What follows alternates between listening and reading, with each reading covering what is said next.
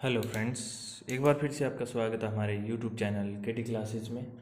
आज का हमारा टॉपिक है प्रायिकता यानी प्रोबेबिलिटी। इस 18.1 चैप्टर हम करने जा रहे हैं। प्रश्नमाला आपको दिख रही होगी, प्रश्नमाला 18.1, जिसके अंदर देखो इसके जो जितने भी फॉर्मूले हैं, बेसिक है, कॉन्सेप्ट सारा मैंने समझा दिया था, पिछली आप वीडियो में देख सकते हैं। अब इसमें पहला क्वेश्चन देखिए, अब आगे चलते हैं इस टॉपिक को लेके हुए। अगर आपने चैनल को सब्सक्राइब नहीं किया तो सब्सक्राइब और लाइक ज़रूर कर दीजिए। एक पासे को फेंकने पर 4 से बड़ा अंक आने की प्रायिकता ज्ञात करनी है। देखिए पहला क्वेश्चन क्या है, आपको दिख रहा होगा यहाँ, एक पासे को फेंकने पर 4 से बड़ा अंक आने की प्रायिकता ज्ञात कीजिए। तो हम इसको सोल्व करते हैं। देखिए सबसे पहले आपको पता होगा एक पासे में कितनी संख्याएं होती है। एक पासे में कुल संख्याएं लिखनी है आपको। संख्याएं कितनी होगी बच्चों? 1 2 3 4 5 और 6। ठीक है।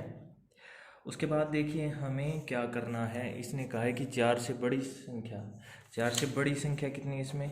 5 और 6 2 है। तो हम यहाँ लिख देंगे प्राप्त परिणाम। हमारे पास परिणाम कितने आए? प्राप्त परिणाम कौन कौन से हैं? एक तो 5 बड़ा है, एक 6 बड़ा है। प्राप्त परिणामों की संख्या कितनी है? प्राप्त परिणामों की संख्या, तो प्राप्त परिणामों की संख्या हो गई 2। ठीक है। हमारे पास फॉर्मूला क्या है? प्रायिकता क्या? 4 से बड़ा अंक आने की प्रायिकता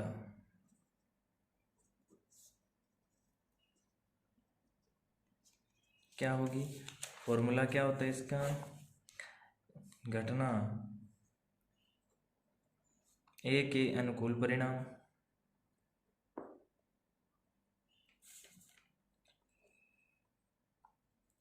बटे में आ जाएगा निशेष परिणाम।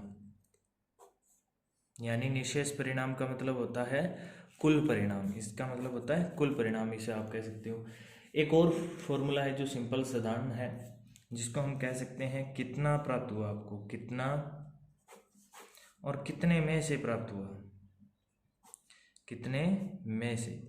हमारे पास प्रायिकता आ जाएगी, प्रोबेबिलिटी घटना घटित की पी ए बराबर कितना प्राप्त हुआ आपको, परिणाम कितना प्राप्त हुआ? 2 प्राप्त हुआ।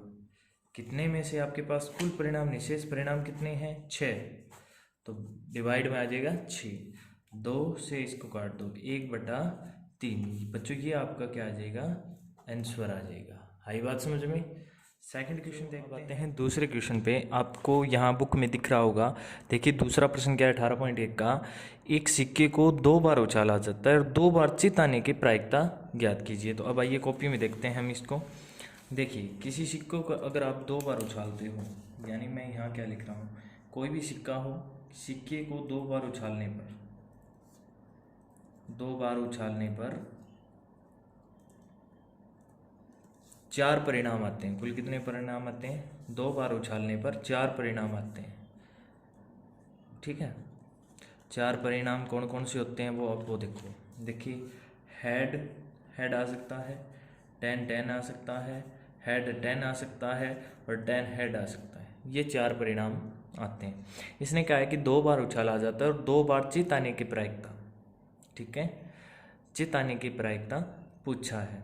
तो चित अपने पास 2 बार चित आने की प्रायिकता कितनी है, यानी कितनी बार, एक ही बार आ रहा है 2 बार चित। तो हमें क्या लिखना है? प्राप्त परिणाम। उसी प्रकार प्राप्त परिणाम इसमें कितना हो जाएगा? 1, क्योंकि एक ही बार है, ऐसा हो रहा है कि जिसमें 2 बार चित आ रहा है। कुल परिणाम या निशेष परिणाम कितने हैं? कुल परिणाम आपके पास कितने? 1 2 3 4। ठीक है, तो यहाँ आ जाएगा 4। एक सिक्के को 2 बार उछाला जाता है यहाँ पे, तो याद रखना हमेशा 4 परिणाम आते हैं। अगर 2 सिक्के होते तो 8 परिणाम हो जाता। ठीक है। अब पीए यानी प्रायिकता निकालनी है हमें, किसकी? 2 बार चिताने की प्रायिकता। पीए यहाँ लिख दोगे आप, 2 बार चिताने की प्रायिकता। ठीक है। आगे देखिए कितना कितने में से, वो फॉर्मूला याद रखना। आप यह लिख सकते हो घटना बार बार ये फॉर्मूला आप रिपीट कर सकते हो। घटना ए के अनुकूल परिणाम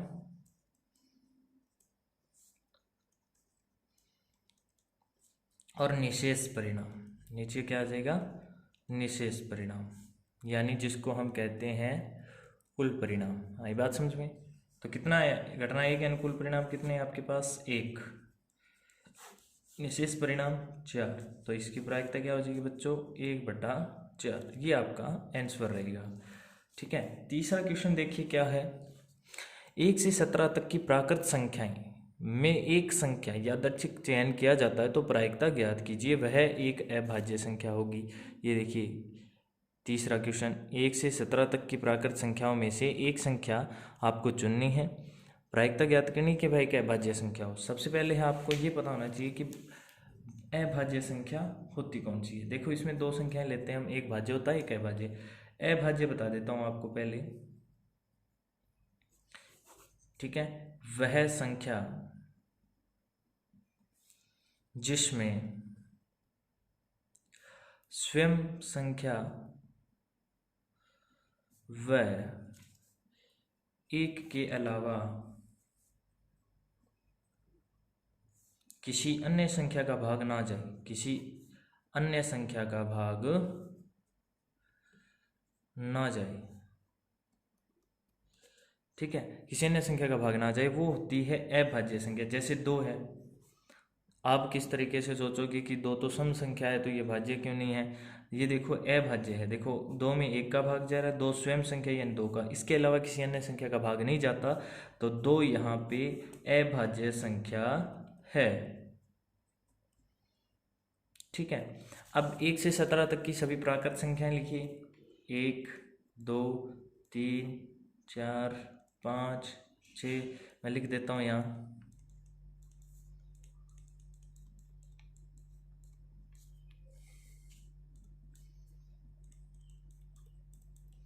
ठीक है, हमें ज्ञात क्या करना है, प्रायिकता हमें ज्ञात करनी है कि एक अभाज्य संख्या प्राप्त होने की। एक अभाज्य संख्या 2 है, यहाँ पे 3 है, 5 है, 7 है, उसके बाद 11 है, 13 है, और 15 16 भी नहीं है, और 17 है।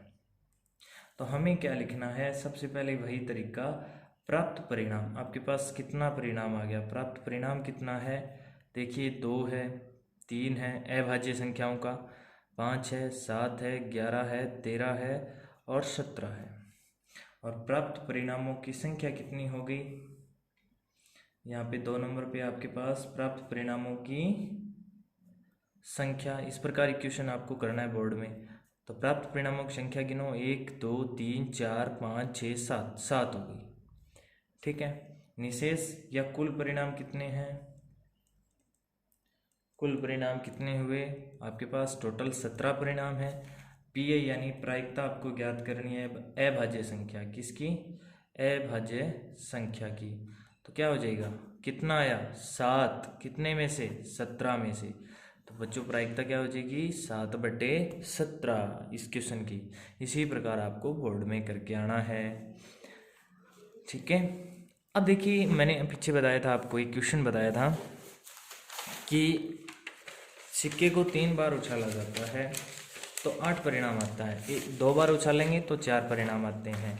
ठीक है, अब अपने पास एक क्वेश्चन है चौथा, एक सिक्के को लगातार 3 उछालों के अंतराल में चितिया पटाने की प्रायिकता ज्ञात करनी है। तो पहले तो ये देखिए, चौथा क्वेश्चन है इसका 18.1 का, अगर सिक्के को लगातार 3 उछालों में एकांतर में चितिया पट की ज्ञात करनी है, तो एक सिक्के के लगातार 3 उछाल आपको करने हैं, तो क्या हो जाएगा, देखिए 8 परिणाम हो जाएंगे, हेड हेड हेड, 10 10 10, एक ये हो गया, एक हेड 10 हेड, एक हो जाएगा 10 हेड 10, 4 तो ये हो गई, और एक क्या होगा, हेड हेड 10, लास्ट में एक बार स्टार्टिंग में 10 10 है, तो ये, और एक क्या हो जाएगा, हेड 10 10 और 10 हेड हेड। ये हो गए कुल 8 परिणाम। हमें क्या याद करना है, चित या पट एकांतर, जिसके अंदर चित या पट हो, यानी एकांतर लगातार पूछा है। ठीक है, एक तो ये रहा, एक ये रहा। ठीक है, आपके पास प्राप्त परिणाम क्या हुआ, प्राप्त परिणाम हुआ कि 2 बार में आपको हेड हेड हेड और 10 10 10 10 आपको मिल रहा है। प्राप्त परिणामों की संख्या कितनी हुई, परिणामों की संख्या। संख्या कितनी हुई बच्चों? 1 और 2, यानी ये टोटल एक परिणाम और ये एक है। कुल कितने परिणाम हुए?